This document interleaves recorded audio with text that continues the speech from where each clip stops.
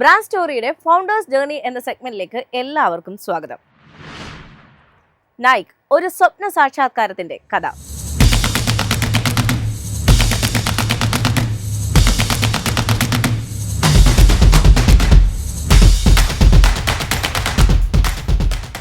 എല്ലാ മികച്ച കഥയും ആരംഭിക്കുന്നത് ഒരു ലളിതമായ ആശയത്തിൽ നിന്നുമാണ്. ചിലപ്പോൾ ആ ആശയം ലോകത്തിന്റെ കാഴ്ചപ്പാടിനെ തന്നെ മാറ്റിമറിക്കുന്നു. നൈക്ക് എന്ന ബ്രാൻഡ് ഇന്ന് കേവലം ഷൂസ് വിൽക്കുക എന്നതിൽ മാത്രമല്ല, മറിച്ച് ambition, performance and human potential എന്നിവ പുനർനിർവഹിച്ച ഒരു കാഴ്ചപ്പാടിന്റെ കഥയാണ്. 1960കളുടെ തുടക്കത്തിൽ റണ്ണിംഗ് ഷൂകൾ എന്നത് ബേസിക്, ഹെവി ആൻഡ് അൺഇൻസ്പയറിംഗ്, അതായത് അത്ലറ്റുകൾക്ക് പ്രചോദനാത്മകമല്ലാത്തതുമായിരുന്നു എന്നാണ് കായിക രംഗത്തെ ചരിത്രകാരന്മാർ അഭിപ്രായപ്പെടുന്നത്. കൂടാതെ അത്ലറ്റുകൾക്ക് പരിമിതമായ ചോയ്സുകൾ മാത്രമേ അക്കാലത്ത് ഉണ്ടായിരുന്നുള്ളൂ. ഒപ്പം ഈ രംഗത്തെ പരീക്ഷണങ്ങളും നവീകരണങ്ങളും നാമമാത്രമായിരുന്നു. എന്നാൽ അമേരിക്കയിലെ ഒറിഗോണിൽ ഫിൽ നൈറ്റ് എന്ന യുവ അത്ലറ്റിന് ഒരു സ്വപ്നമുണ്ടായിരുന്നു. ഉയർന്ന നിലവാരമുള്ള റണ്ണിംഗ് ഷൂസ് സാധാരണക്കാർക്ക് താങ്ങാനാവുന്ന വിലയിൽ മാർക്കറ്റിലേക്ക് എത്തിക്കുക എന്ന വിശാലമായൊരു സ്വപ്നം. തന്റെ പരിശീലകനായ ബിൽ ബോവർമാനോടൊപ്പം നൈക്ക് പരീക്ഷണം ആരംഭിച്ചു. ബോവർമാൻ വെറുമൊരു പരിശീലകൻ മാത്രമായിരുന്നില്ല. അത്ലറ്റുകളുടെ പ്രകടനം മെച്ചപ്പെടുത്തുന്നതിൽ അദ്ദേഹം അതീവ തൽപരനായിരുന്നു. അതിനായി അയാൾ പലപ്പോഴും ഷൂസുകൾ കീറിമുറിച്ച് അവ പുനർനിർമ്മിക്കുക പോലും ചെയ്തിരുന്നു.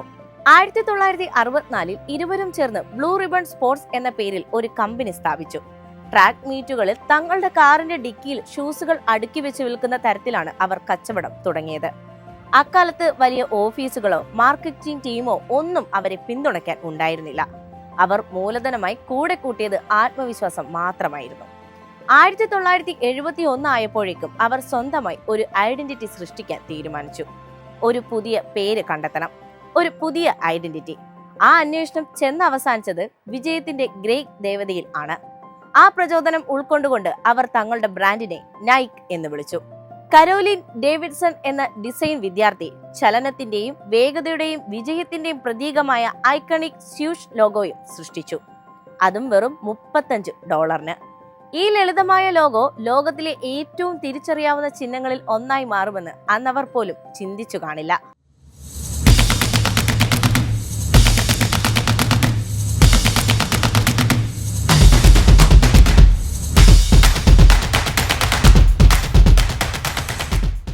അപ്രതീക്ഷിതമായ രീതികളിലാണ് നൈക്കിലേക്ക് പുതുമകൾ വന്നത്.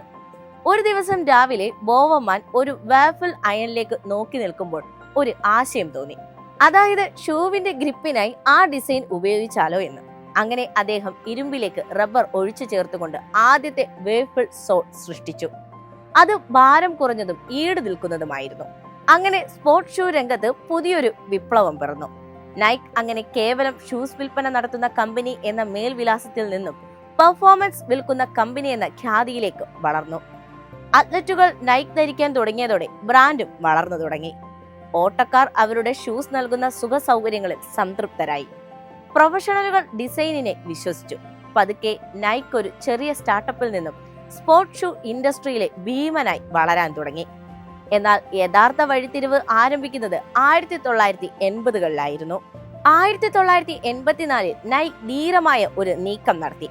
അവർ അന്നത്തെ യുവ ബാസ്കറ്റ്ബോൾ കളിക്കാരനും പുതുമുഖവുമായ മൈക്കൽ ജോർദാനുമായി കരാറിൽ ഒപ്പുവെച്ചു. ആ സമയത്ത് കമ്പനി അതൊരു ഗാംബ്ലിംഗ് ആയി മാത്രമേ കണ്ടിരുന്നുള്ളൂ. എന്നാൽ എയർ ജോർദാൻ സ്നീക്കറുകൾ വിപണിയിലെത്തിയപ്പോൾ എല്ലാം മാറിമറിഞ്ഞു. യൂണിഫോം നിയമങ്ങൾ ലംഘിച്ചതിന് ഷൂസുകൾ NBA നിരോധിച്ചു. എന്നാൽ നൈക്ക് ആ വിവാദത്തെ മാർക്കറ്റിംഗ് തന്ത്രമാക്കി മാറ്റി. വിൽപ്പന കുതിച്ചുയർന്നു. സ്നീക്കറുകൾ വെറും സ്പോർട്സ് ഗിയർ എന്നതിലുപരി ഫാഷനും ഐഡന്റിറ്റിയുമായി മാറി.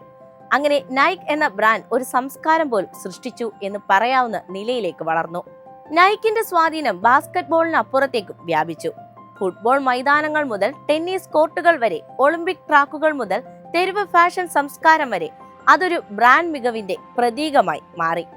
എന്നാൽ നൈക്കിനെ യഥാർത്ഥത്തിൽ വ്യത്യസ്തനാക്കിയത് അതിന്റെ സന്ദേശമായിരുന്നു. Just do it.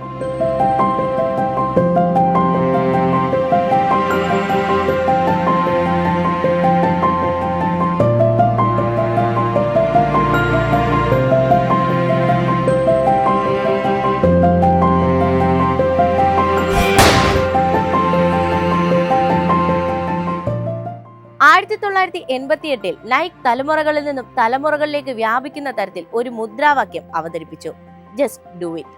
3 ലളിതമായ ഈ വാക്കുകൾ ദശലക്ഷക്കണക്കിന് ആളുകളെ ബ്രാൻഡിലേക്ക് അടുപ്പിക്കാൻ തക്ക ശക്തിയുള്ളതായിരുന്നു. ആദ്യപടി സ്വീകരിക്കുക, പരിധികൾ മറികടക്കുക, സംശയത്തെ മറികടക്കുക. കായിക ലോകത്തിന് അപ്പുറത്തുള്ള ആളുകൾക്കും ജസ്റ്റ് ഡു ഇറ്റ് എന്ന വാചകത്തിന് അങ്ങനെ പലതരത്തിലുള്ള ആഖ്യാനം കണ്ടെത്താനായി. നൈക്ക് ഫോക്കസ് ചെയ്തത് ചാമ്പ്യന്മാരെ മാത്രമായിരുന്നില്ല, മറിച്ച് എല്ലാ സാധാരണക്കാരെയും സംയുക്തമായാണ്. ജീവിതത്തിൽ സ്പോർട്സ്മാൻ സ്പിരിറ്റ് സൂക്ഷിക്കുന്ന എല്ലാവർക്കും പ്രചോദനം നൽകുന്ന ബ്രാൻഡായി അത് വളർന്നു. വ്യത്യസ്തമായ പരസ്യങ്ങളിലൂടെയും ധീരമായ ക്യാമ്പയിനുകളിലൂടെയും നൈക്ക് മനുഷ്യരുമായി സംവദിച്ചു.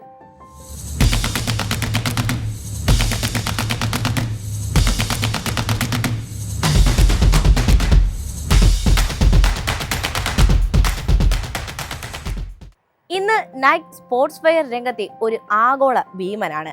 അതിന്റെ ഉൽപ്പന്നങ്ങൾ ലോകത്തിന്റെ എല്ലാ കോണുകളിലും എല്ലാത്തരം മനുഷ്യരും ധരിക്കുന്നു. സസ്റ്റൈനബിൾ മെറ്റീരിയൽസ് മുതൽ നൂതന പെർഫോമൻസ് സാങ്കേതിക വിദ്യ വരെ കമ്പനി നിർമ്മിക്കുന്നു.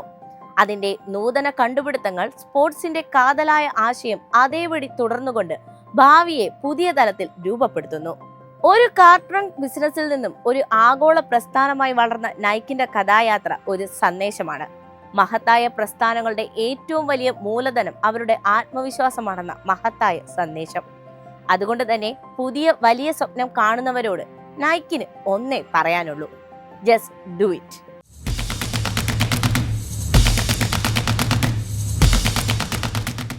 ബ്രാൻഡ് സ്റ്റോറീസിന്റെ ഈ ലക്കത്തെ ഫൗണ്ടേഴ്സ് ജേർണി ഇവിടെ അവസാനിക്കുന്നു. പുതിയൊരു വലിയ ബ്രാൻഡിന്റെ കഥയുമായി അടുത്ത എപ്പിസോഡിൽ വീണ്ടും കാണാം.